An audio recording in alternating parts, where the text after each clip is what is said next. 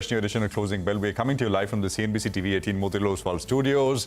I'm Prashant. With me, Rima and Surbi here in the studios, and Nigel is joining in from the newsroom floor. Guys, hi, good afternoon. It's red. Nigel was talking about Valentine's Day in the morning. That's the shade, right? Red is the shade. I like the spin. Not sure if people feel the same way on the street, but yeah, for what it's worth. I had to spin it, right? Anyway, let's just quickly take a look at what's happening.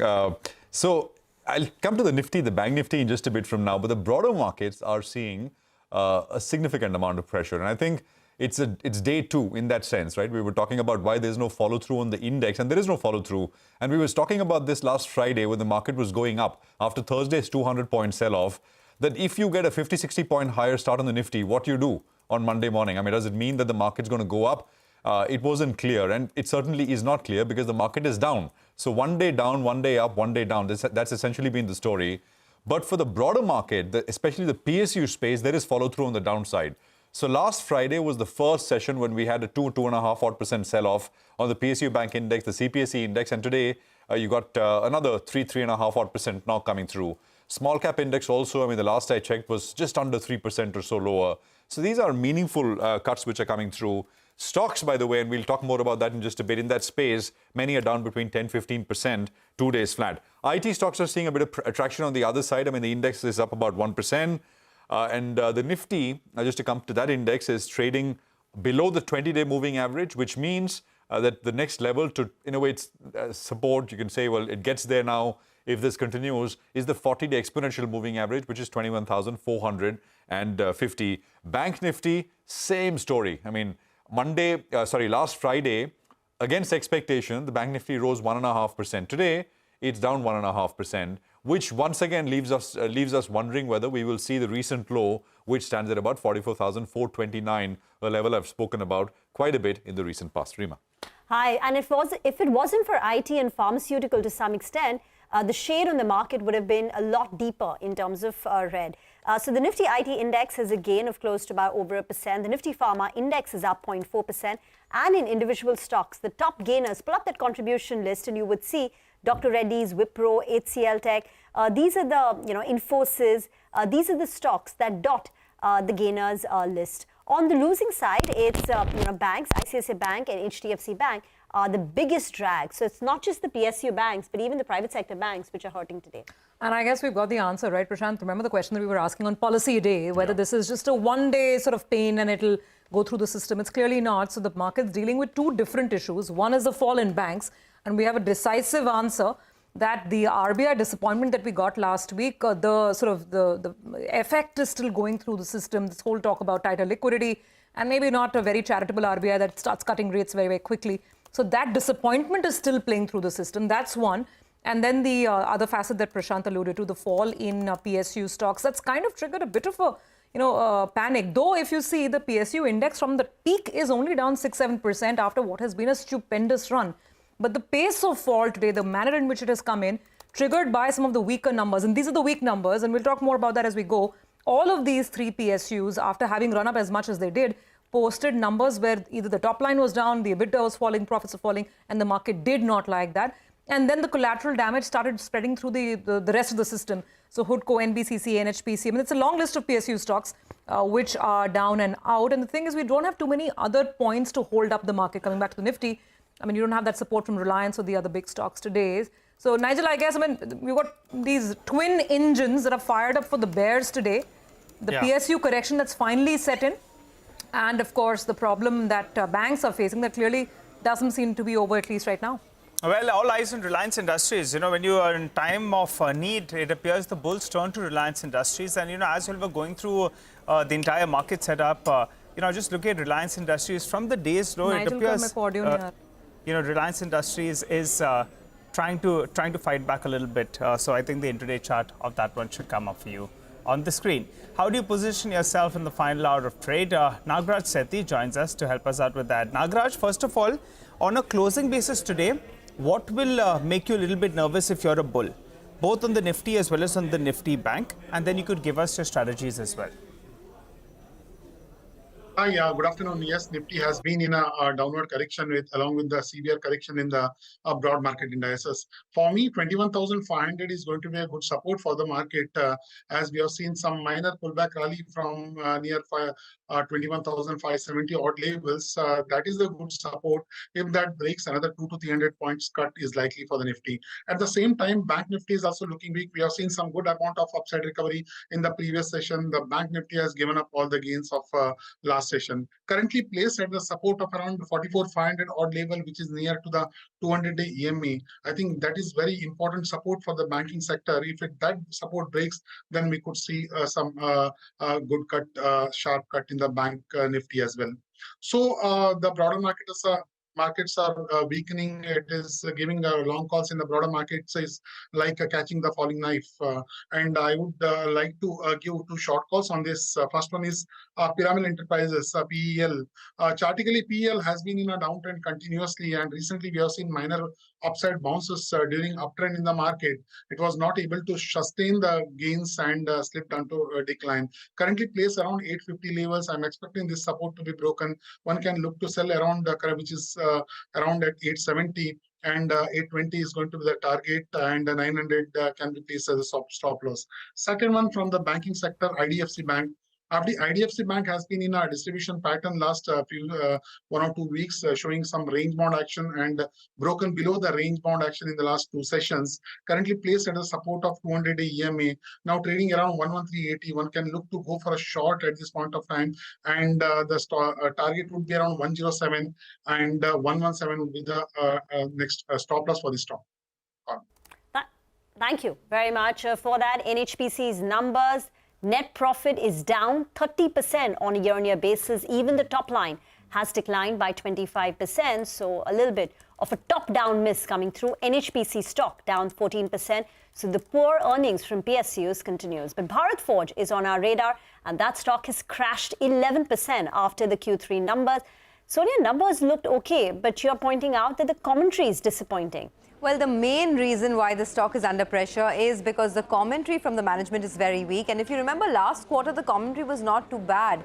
The management said that things were improving. But this quarter, suddenly there's a turn of, events. The company said that they expect the growth momentum to moderate in both the domestic as well as in the export markets, not just in Q4, but in FY25 as well, which means that it could be a long drawn out, a sort of caution for the company and the industry. Now, if you look at it, the numbers, I just want to point out 2 reasons why I'm a bit concerned about the numbers. One is the tonnage growth has slowed down. The shipment tonnage is up only 7% year on year, and it's actually down 4.5% quarter on quarter, coming in at 70,459 tons. And the other one is that exports continue to be under pressure. So the exports have seen a low single-digit growth of 4% year on year, and the revenues are actually down almost 16% quarter on quarter. And, domestic markets are doing fine, but it's a slowdown in exports and low single-digit growth in the shipment tonnage, as well as weak commentary from the management, which is concerning to the street. Back to you. Okay, all right, Sonia, thank you for flagging that off with us. In fact, let's take this forward. We have the company's management, Amit Kalyani, joining in. He's, of course, a Deputy Managing Director at Bharat Forge. Amit, thank you very much for joining us on this call. So let's start by what made you lower the guidance and what is making you sound far more cautious, not just in Q4, but even the next year. What has changed? So look, basically, our commentary is derived from what we hear with our customers. Our markets our export markets are largely in Europe and US. And I think both the markets are seeing some amount of cyclical peaking. And Europe is under other pressure, right from cost increases due to both the geopolitical events in their vicinity and lots of fundamental changes in the overall European marketplace. So many sectors are seeing moderation in growth, even slowdowns. But we expect that we will continue growing as a company, except that this year we are growing 20%. I don't think that is always sustainable. We will continue to grow because we have many growth drivers of our business. Even if these main sectors do not fire as much, based on the market share gains and the new sectors such as industrial, aerospace and defense, we will grow and grow profitably. But there is cause for concern because sectorally, the agriculture sector, the construction and mining sector abroad, marine, even rail are sectors that are getting under pressure. So many end markets are slowing down, or at least seeing some slowdown for this present moment. Amit, in November, when you had sort of spoken after the earnings for the second quarter, at that point also, from what I can see, you had said that commercial vehicle exports, the export market on the CV side, is likely to remain flattish for FY25. So you're not expecting growth or anything. You're now saying that is worsened. You'll be negative 4-5%. No, so look, I think US will be positive because it's going to be driven by the infrastructure growth. Elections are going to happen around that time, so there will be some push for growth. Plus, there is the whole emission norm pre-buy that's going to happen. But I think Europe will be slightly down. And overall, I think it will be flattish. But because of the market share gains, I think we should be having a positive growth. But there are many other sectors where we don't see the same thing happening. Sectors that were largely driven by China, or where China was a big growth driver, are going to see pressure. And, that's something that will play out for all companies. I think we're just being prudent and calling it out upfront because we, believe in long-term rather than quarter-to-quarter kind of business. And I think that this is going to play out for everyone. Hi, Mr. Kalyani. Good afternoon, and thanks so much for joining in. Nigel on this side. Could you quantify it? If you're going to see a modest or a bit of a slowdown in terms of growth for FY25, can you put a rough range to that number? That's on the revenue growth. And the positive, though, has been that margins have been improving steadily. What's the outlook out there? So I want to band on both these two parameters for FY25. So on the growth side, I think, 10% growth is still, on the cards. If things work out better, could be, in that vicinity. I mean, it could be even higher than that if the markets perform better. Profitability on an EBITDA margin basis will be, in the ballpark plus minus 100-150 basis points. Depends on the product mix. So, I'm not concerned with profitability or the overall growth. I'm just saying that one needs to be conscious of the environment that we're operating in and, base your business model and base your plans on that and be realistic. It's not prudent for me to make unrealistic promises and then, sit and justify that. It's better to be, raise what are the concerns, what's happening in the market.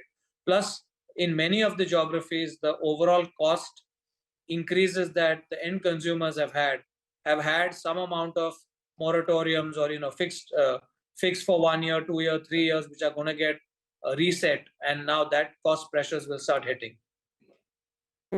Amit, can we talk about your defense business? What were the order wins in Q3? What does your order book stand at?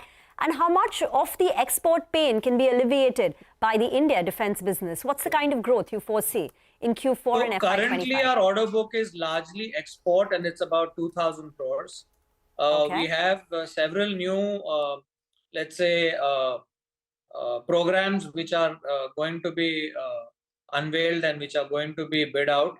So that should be another addition to our overall defense business. Plus, we have many new programs where we are either in the final stage of development or in the partnering phase.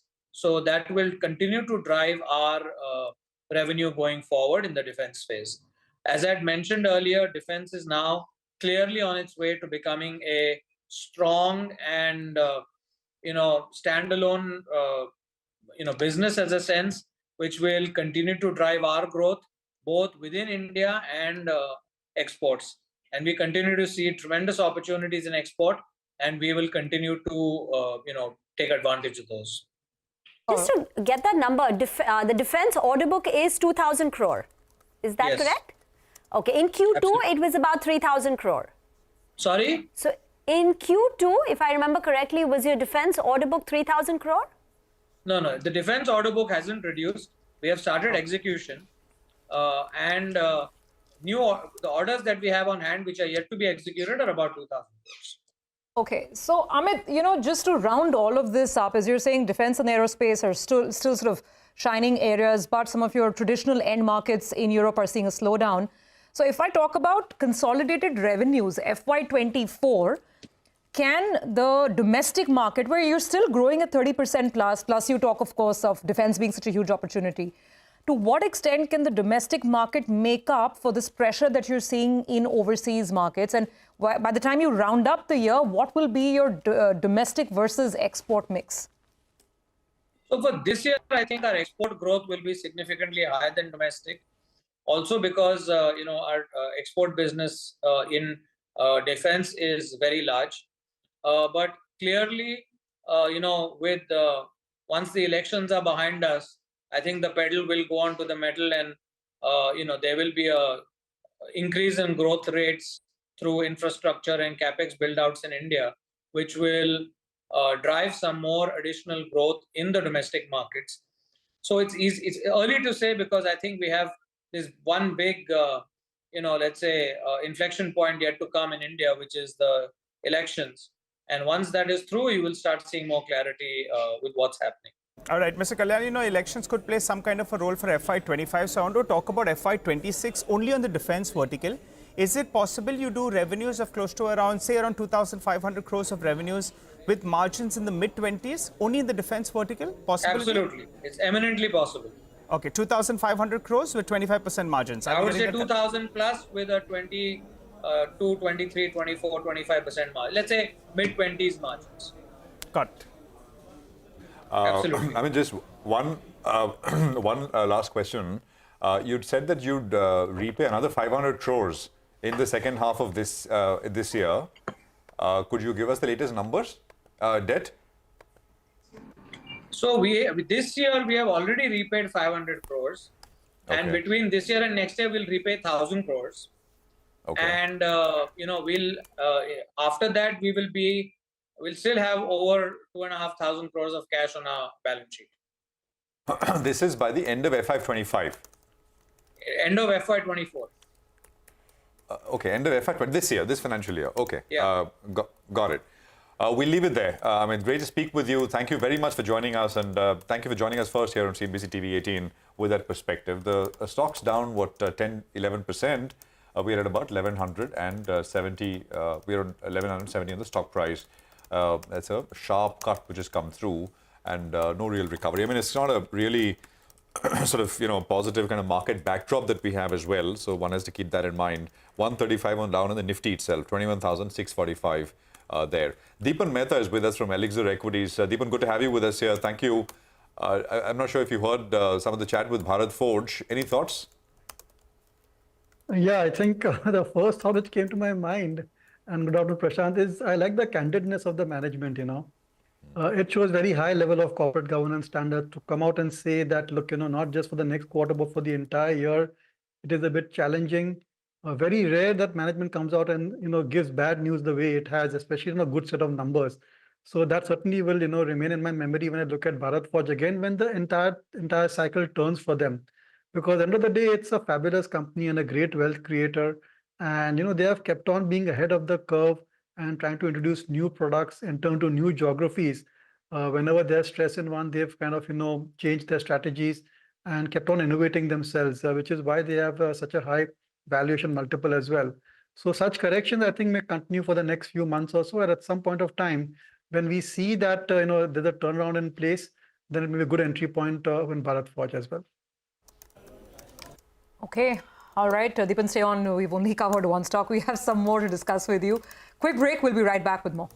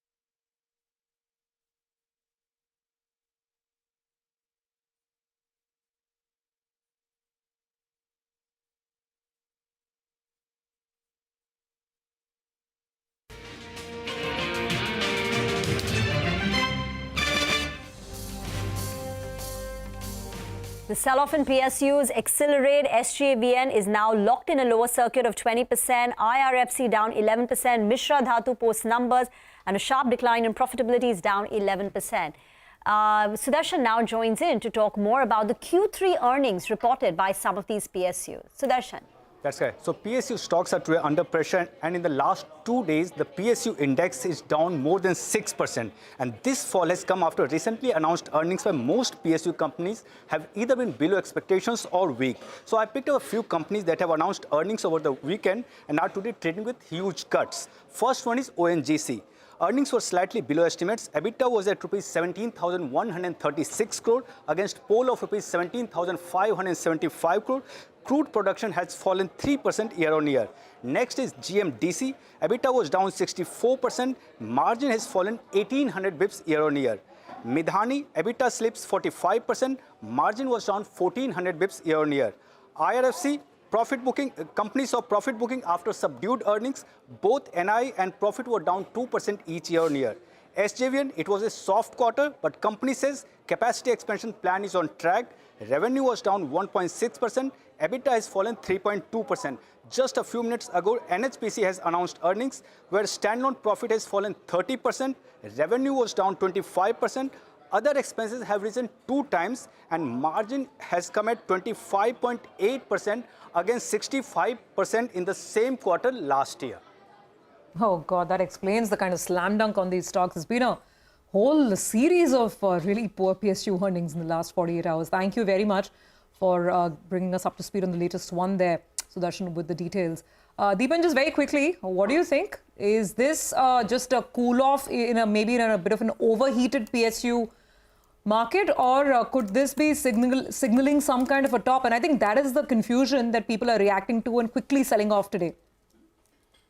Yeah, so my views may be biased because I don't have so many PSU stocks in my portfolio. So I would go with the latter, that the solid top has got created for the PSUs per se.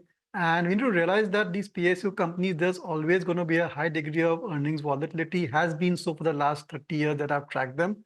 And new investors will come to the market and buying these PSU companies, hoping that numbers will keep on coming better quarter after quarter. Look, this is a wake-up call for you. Okay. Dipan, do stay on. We want to talk a little bit about Hero MotoCorp. Q3 numbers were in line, but the stock is down 5%. Sonia joining in to help us understand what's causing this big fall. Sonia. So, there was nothing wrong with the numbers as such. The numbers were largely stable, in line with expectations. They were, in fact, a good, decent set of numbers. The thing is, the stock has rallied so much. The stock is up almost 65% in the last 6 months alone, that there's some amount of profit taking that you're seeing in Hero MotoCorp. Not just that, if you go through what brokerage reports are saying, one, of course, is the fact that the stock has rallied. So there is a bit of concern as far as valuations are concerned. The other thing is UBS has put out a report where they say that the EV segment losses are on the higher side. And, just quoting from their report, they say that despite having their presence in EVs, they really haven't been able to gain as much market share as one would have thought in the electric vehicle segment. So the management indicated that there's a 200 basis point losses on the EV business, and the total EBITDA loss has come in at 200 crores because of the EV segment losses. Now, despite the discounts that Hero has offered, the market share in the EV segment is still just about 2 to 3% odd. Goldman Sachs has a sell on the stock with a target price of 37.30. Morgan Stanley has an underweight with a target price of 36.38. They say that the elevated valuations keeps them underweight on the stock. Back to you. Okay, thanks a lot for that, Sonia. Well, EV may be the way to go, and in fact, that could be a big, revenue growth potential. But in the near term, it could keep a hurdle on margins, and that's the reason why the stock is very disappointed. Dipan, how do you read this? The big growth driver is actually going to be a bit of a drag, and if they go for more economical launches, it's going to hurt them even further in the EV vertical. Your take? Yeah, Dr. Nigel, yes, that is the problem with the entire two-wheeler industry, with the exception of perhaps Eicher Motors, which faces least threat from EVs. But all the other companies, Bajaj Auto, Hero MotoCorp, and TVS Motors, are going to face the disruption of EVs, and all of them have their strategies. And who knows, they may be huge EV players as well. But end of the day, the margins in EV two-wheelers is much, much lower than the present two-wheelers which are sold by these companies. Return ratios also are lower. So you could have a situation where top line continues to grow, and the EV proportion also continues to grow for these companies, but the bottom line remains static or starts to slide as well. So that really is a concern for these companies, and Street is pricing it in. All right. Deepan, we'll leave it there. Thank you very much for your time. Great speaking with you here on CNBC TV18. Anand Shah is now joining us. He's head of PMS and AIF investments at ICICI Pru Asset Management Company. Anand, good afternoon. Good to have you with us here. Thanks very much for your time. Stocks have, especially in the PSU space, have had a one-way kind of a rally. And there has been so much hand-wringing about what's been going on. But momentum clearly is, sort of carried those stocks to absolutely very high levels and pullbacks now for the last 2 days or so. In the broader market also, we are seeing telltale signs of, some amount of profit booking. Is this the one, which gives us that, meaningful kind of a pullback? Or you think, like what we saw in January, we saw, a 2-week, 4.5% pullback, and that's when the market turned around and made a new high. What's your sense, Anand? Hi, very good afternoon. I think you already, sort of explained that we had a very sharp rally in pockets of the market, and that's been self-correcting. I'll take a little step back and say, look, these are interesting times in the markets where while we had a very solid run in the overall markets, broader markets are doing well. The good news is that the broader economy is also doing well. So if you look from 1st April 2021, the earnings per share of at an aggregate level, at the index level, would have gone up by almost 100%, 90 to 100%. The markets are up between 40 to 50%. The broad market I'm talking about. So to that extent, it's tricky. Look, if the markets had not rallied and the economy was doing well, it was an easy answer. And if the economy was not doing well and markets would have rallied, then it would also been an easy answer. But that's why, as I'm saying, from stock picking, being careful about the segments of the market, the sectors in the market in which you are, is very, very important. If you see even today's fall, or for that matter, last few days' fall, again, the large caps are not falling as rapidly as you're seeing some pockets of markets, be it mid caps, small caps, or even PSU. So I think it's part of this is liquidity, part of this is retail investors' euphoria. I think that's a little bit of pullback. Coming to, I think, to me personally, these pullbacks are very healthy. As I'm repeating that the overall economy is on the strong wicket. Obviously, we have global headwinds in China. We have global headwinds from US interest rate hike leading to slowdown in the Western world. The developed world is sort of slowed down, and we are hearing from many companies talking about slowdown having some impact. I think broadly the economy is doing well, and to that extent, such corrections are very healthy. To that extent that the markets don't become overrated. We are not talking of very expensive valuations from which an incrementally money making becomes difficult. Anand, afternoon. This is Rima here. Did you have any PSU stocks, whether in railways or defense, in your portfolio, or even in the power sector? Most of these stocks have corrected. Will any of them make it to your buy list now, with the fall that we've seen over the last couple of days, or would you still wait it out? And what have you made of the earnings misses?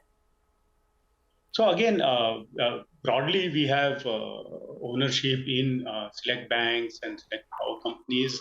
And to be very honest, we are not very disappointed with results. Yes, there is quarterly volatility in results. But when I see broadly over the last 2 years, generally banking as a system is doing very well. And within that, PSU banks have also not disappointed. To that extent, results is actually not the problem, if you ask me.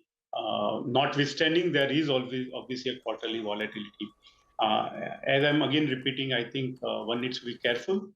There has been a sharp rally in select stocks, and many of them might not merit that sort of valuations, or many of them might not merit that sort of rally. And to that extent, there is this pullback is what we are seeing. But broadly, again, we've been fairly cautious. We've been also guiding.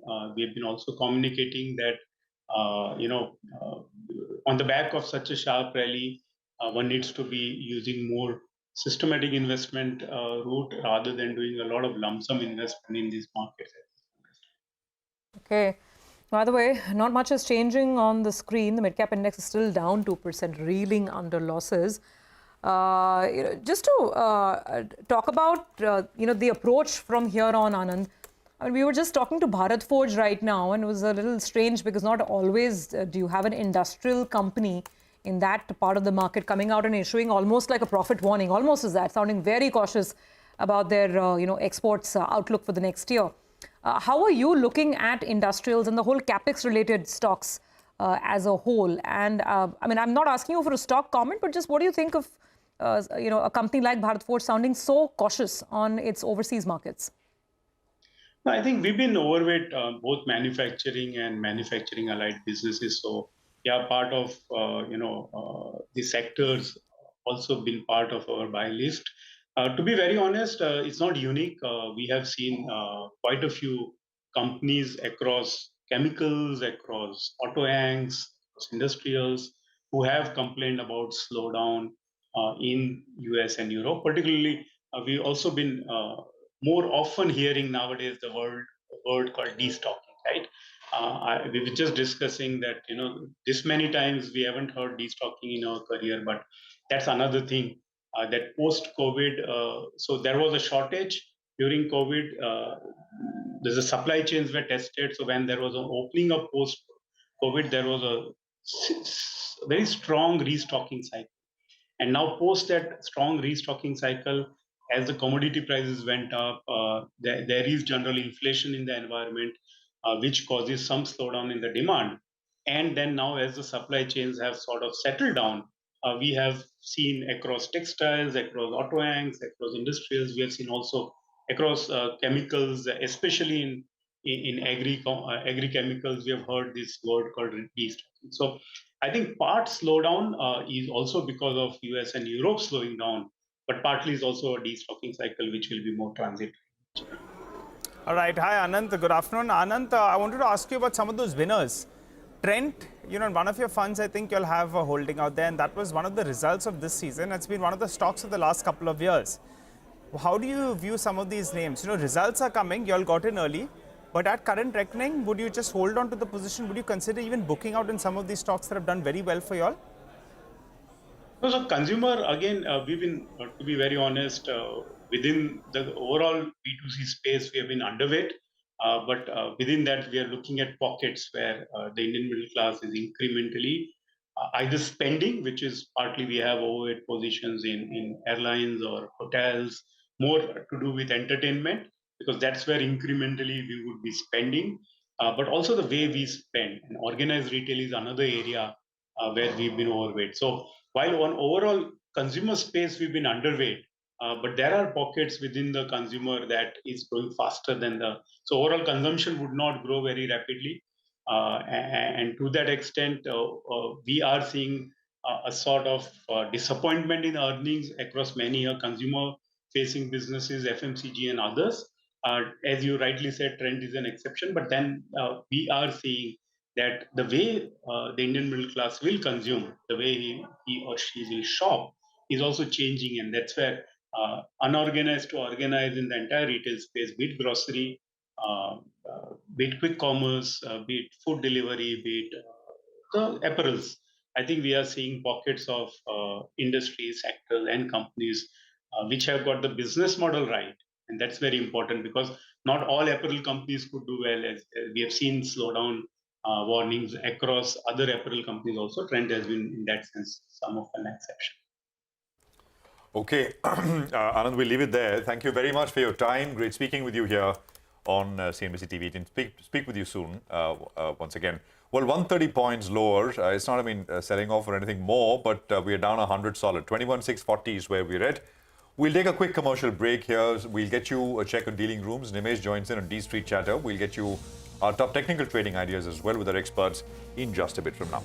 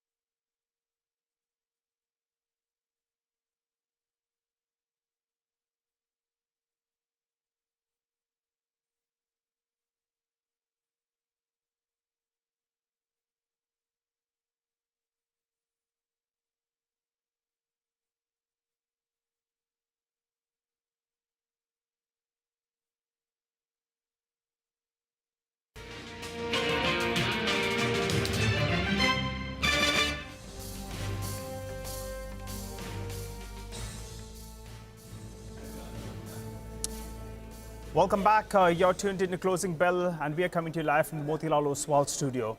Well, the markets are under some pressure, so it's a good time to get in Nimesh. Nimesh, you know, that fund manager who you told me about around 10 days or so ago on this segment itself, that he's taking some money off the table from the PSUs.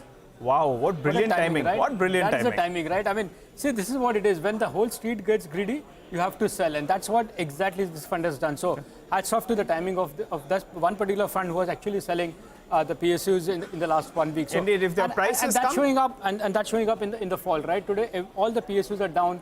The indices are down 3-odd%. Individual stocks are down almost 10, 15 to 20% as well. I guess this quarter earnings was a bit of a reality check as well, right? We saw a lot of earnings over the weekend and all were disappointing. And we've seen in the prices as well, down 12, 15, 14%. But again, you know, this fall is not led by the larger institutions because not much institutions own it. It's largely the retail and HNI investors who were owning a lot of these PSUs, and now there is a bit of unwinding happening from that end. So, and that's putting pressure on the broader markets as well, because you know once you take a hit on say 5 out of your 10 portfolio stocks, and they are negative 10, 12, 15%, that has an negative impact on the other stocks as well. So that's also putting some pressure on the broader markets. That's the broad sense. From a flow perspective, it's not that bad is what I understand from a larger institutional activity. In fact, there is a bit of defensive buying now, both in IT as well as in pharma names. So that stands out from an institutional flow perspective. But I guess this pain in the PSUs can actually a bit of a impact on the broader markets as well. So that's something we need to watch out for. From a technical point of view, I spoke about 21,690 as a big level to watch out. We're anyway trading below those levels. Now the next level to watch is 21,450 on the Nifty. If that gets taken out, then we'll see a big fall or a sharper correction in the days to come. So that's something to track. But interestingly, we have the MSCI rebalancing tomorrow. On the broader level, it will have an inflow of between $800 to $1 billion.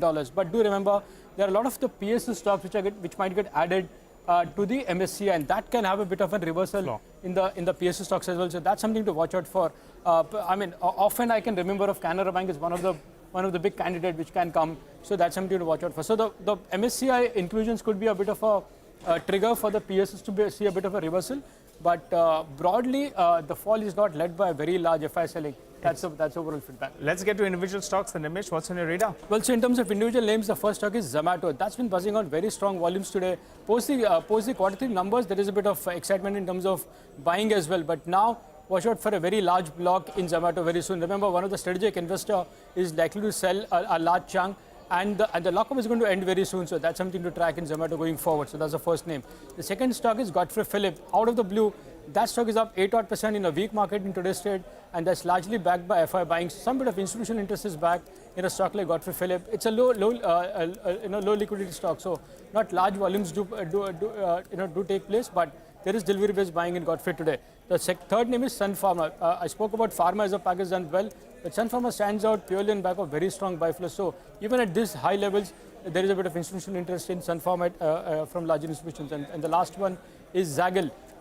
Post the earnings saw a big up move in that stock as well, but now some bit of selling pressure, largely on back of broader market underperformance, but there is selling pressure as well in Zaggle from larger FIs today. Okay, Zaggle really dazzled, right? I mean, last couple of days, and there is a little bit of profit taking, as you said. Okay, interesting list. Zomato is doing well, but expect a large block soon. Godfrey Philippe, the Sun Pharma and Zaggle, which is under pressure. So, Nimesh, thanks very much for that. Well, let's get you some trading ideas as well, near term, very near term, how things are looking. So, Nagaraj Shetty is with us with that. Short, quick BTST trades or BS. Sell today and buy tomorrow. STBT. Nagaraj, what is it? What's on your mind? Yeah, still I'm with STBT only because market is not showing any respite from the lower levels. Even mid-cap, broader market is like mid-cap and small caps are deepening their cuts and market at the lows. So I'm expecting this 21,500 holding on the support of 21,500 is a little bit skeptical at this point of time, and move below this support of 21,500 could open more weakness for the market ahead. On that front, continue with the selling ideas that I discussed with in the noon. That is the PEL, Pyramid Enterprise, and the IDFC. PL has declined a bit from 860 to 868 to 858 levels, 10 odd points. And I'm expecting some more decline in PL. One can look for a downside target of around 820 in the PL for the short term, at least next session, or maybe after that. And IDFC is looking weak, currently placed at the lower levels. That is currently at 113 at the discussed level. And I'm expecting this stock to come down to 107 with the same target in the near term. Thank you very much for that. Gurmeet Chadda from Complete Circles is also with us on the show. Gurmeet, wanted to get your thoughts on Park Hotels. The company which debuted on Dalal Street today, it had a gap up opening. It's built on that, and it's a 30% up move on Park Hotels. 202 versus the issue price of 155. Now, considering hospitality per se is doing well, we've seen a good run up in stocks like Indian Hotels, Lemon Tree, Chalet. Even now, Park Hotels, you're getting it for a valuation of about 35, 36 times forward multiple. And this is a company which consistently has been giving you occupancies of 90% plus. Have you looked at Park Hotels and any thoughts on it? Yeah, thanks, Seema. So we haven't bought it. It's not part of our portfolio coverage, but we do have Lemon Tree and Indian Hotels. Lemon Tree, of course, has done pretty well. There's some moderation, obviously, after it hit 140 plus. After the Mumbai property came operational, almost 700 rooms added. And more importantly, they are likely to, they have a great pipeline for next 2 years. And more than 50% are management contracts, which makes it pretty asset light. So we're using these dips to add more into Lemon Tree. And if we get a little more in Indian Hotels, we'll look at that as well. We're also tracking SAMI Hotels. But unfortunately, Park Hotel is not part of the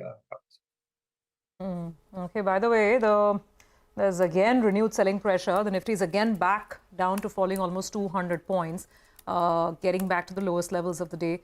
The slide on the Bank Nifty is also now pretty much resumed, in the sense that we were slightly off the lowest levels and now we're back at the lows of the session. And the mid-cap index fall, by the way, is crunching. 2.7% shaved off on the mid-cap index. And look at the advanced decline ratio. Let's just pull up the lines. You've got less than 400 stocks moving higher and almost 2,000 stocks falling today. That's the extent of the mid-cap shakedown that we have seen. So big day. Gurmeet, hi, afternoon. Just comment on this. I mean, we do get these shakeups every once in a while. How severe do you think is this one? And I think the bigger question is, what do you do with your PSU stocks? Dump them now, take the money home, or use the dip to buy? I think that's serious confusion out there within retail today. This is what market does, Surabhi. It just takes away, it goes up in stairs and comes down in an accelerator, right? And I think somewhat was due. A lot of the PSU banks, not banks particularly, but I understand few PSUs doing well in defense, like HAL, some of the railway names doing well. But even we saw, an Engineers India or a Hudco, etc., also going up, doubling up, just because the PSU thing was rallying up. And the rationale was given is that, X has gone up, so Y should catch up. I think once you get into that line of reasoning, you're very close to the top.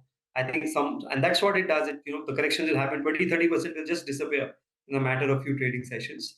And I think some rationality coming back. Nifty, by the way, is still 21,500, 600. So it's maybe down about 2-3%. But some rationality is needed. The way small mid caps were going up in most pockets, just because of sheer liquidity and FOMO, I think some correction was due. I think it's a beginning of this. Maybe a little bit more is due. I don't see a very large meltdown. I think and it's good, as I made this point earlier, leading up to a general election, if FIs are lighting their positions, positions are getting, the excesses are getting slightly rationalized. I think it's good news heading into a large event like general elections. Let's talk about MCX. That's losing in trade on the back of its weak Q3 numbers. Sudarshan joins in with the fine print on the earnings. Sudarshan. Yeah, that's correct. So MCX has today fallen more than 9% after reporting earnings that were below estimates. So company has reported loss of rupees 5 crore against profit of rupees 12 crore. On EBITDA front, there was an EBITDA loss of rupees 20 crore against estimate of rupees 22 crore EBITDA. Futures and options average daily turnover were up 12% quarter on quarter. But main tracking point for the company's earnings is software expenses. Q3 software expenses were at rupees 146 crore that were up 10% QOQ and 115% year-on-year. But company says Q3 was the last quarter of high software expenses. From next quarter, this amount is likely to be less than rupees 30 crore. MCX had earlier told CNBC-TV18 that for 1 year, there is no charge by TCS for software service. If you remember, in October 2023, company had shifted to TCS software platform. All right, thanks very much for that. So that's essentially, some more clarity coming in on stocks. The market, by the way, down and out, nearly 200 points on the Nifty, but the broader market is where a bulk of the pain is.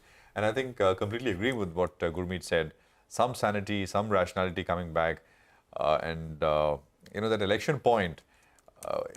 You've got to create some space for a pre-election rally, right? Otherwise, you go in. I mean, it's not. It was looking just too hot in a way. So there is that perhaps that space, etc., being created.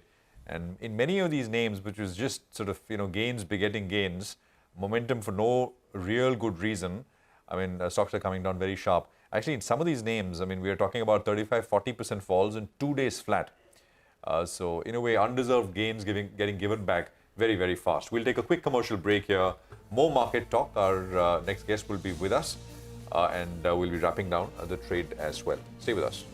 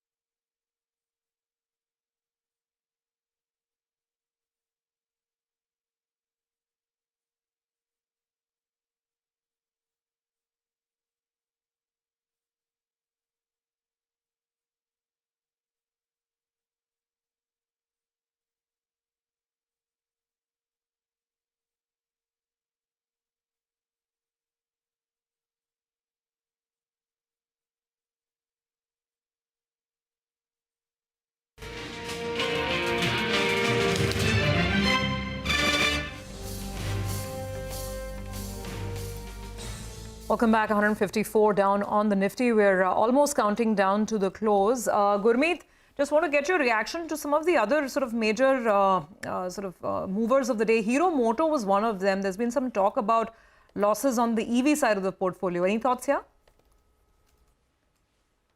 No, I think there's not much value at current price. I think the two-wheeler numbers still soft. You probably have to wait for more to come in. We have the ancillary play, which we track, which is, let's say, Solar, which is largely serving two-wheelers more and now diversifying. Some through Minda, which has a 45-55 ratio. What we hold is TVS holding company and the ancillaries more. I think two-wheelers probably after the current run-up, not much is there. Okay, no, got that. Gurmeet, in your portfolio, are you looking at something closely where prices have come off sharply, or you think not really? I mean, you're not really big investors in PSUs, and that's where bulk of the correction has happened. So that's I'm not asking you for your view on PSU or if you're buying anything there, but across the board. Yeah, a couple of PSU names as well. We like Power Grid. I think we did not participate earlier. We think almost 3.5 lakh crore worth of transmission lines would be needed to create 500 gigawatts additional. So I think, and in the recent quarter, they had almost 62% share. So that's a big beneficiary. HL is on our radar. We actually exited a little early in HL, to be honest. I think after run up more. So I think that's another PSU, which I think is more structural. It's a solid play on air defense system as well. And we are adding some of the small mid-cap names where we've seen a good correction. One of the small names is Control Print, which is into coding and printing. It's a proxy play on manufacturing, which we are looking at. And some of the larger names like ITs and etc., where valuations are looking very, very reasonable now. Just a quick word. What Bharat Forge had to say about the slowdown in exports, and they're guiding for weakness even in FY25. Is there going to be a rub-off on any other auto ancillary company? Selectively, yes. More on the commercial side, to be honest. But I don't see it has to be company specific. We've seen that, different companies report different set of numbers. Sona BLW had a very strong showing. Some of the others had limited showing. So you need to, map the value chain. So if you're, let's say, bullish on SUV and that premiumization playing out, and let's playing more content per vehicle. So a Sona BLW or a KPIT, which is again a proxy play on more software and more case per car. And Tata Motors, let's say, an M&M, I think. So you have to map the value chain. We are just right now trying to play passenger vehicles. And within passenger vehicles, the SUV and the premiumization trend more. And there, I don't think so there'll be much of off. Gurmeet, thank you very much for joining in. There was a big meltdown seen in the mid-caps today. The mid-cap index ends with a cut of about 2.5%. The Nifty ending just above 21,600, but a steep 165-point cut. Sensex lower by 500 points. Banks and PSU were the two spaces where we saw intense selling pressure. Oh, yeah, absolutely. It was a day marked by intense selling on the mid-cap side and the PSU side. On the large-cap screen, the added problem was the selling in banking stocks. The Bank Nifty is ending with a cut of 750 points. And it's trying very hard to have a close above the 200 daily moving average. But it's broken a lot of critical levels today, the Nifty Bank, that is. If you talk about the major losers, even PSUs here on the large-cap screen, Coal India, BPCL, ONGC, NTPC, SBI, just a bad day for PSUs. On the green side, we have Pharma. That was literally the sector of the day, trying to fight back. Dr. Reddy's, Divi's, up and about, and maybe some buying on IT stocks like Wipro and HCL Tech. But otherwise, Prashant, weak day for sure. A weak day, and I think under the 20-day, which is a simple kind of average to look at, there is the next kind of target, or whatever you want to call it, supports perhaps only come in at about 21,450, which is the 40-day exponential average. And we'll see if the market wants to go there, or it's going to be more choppiness, etc. But PSUs clearly seeing the bulk of the hit, 4-5% cuts across PSU indices, and there are a few. Well, that's it here on this edition of Closing Bell. From all of us here, goodbye. Thanks very much for watching. Markets Forward will pick up on all the action in just a bit from now.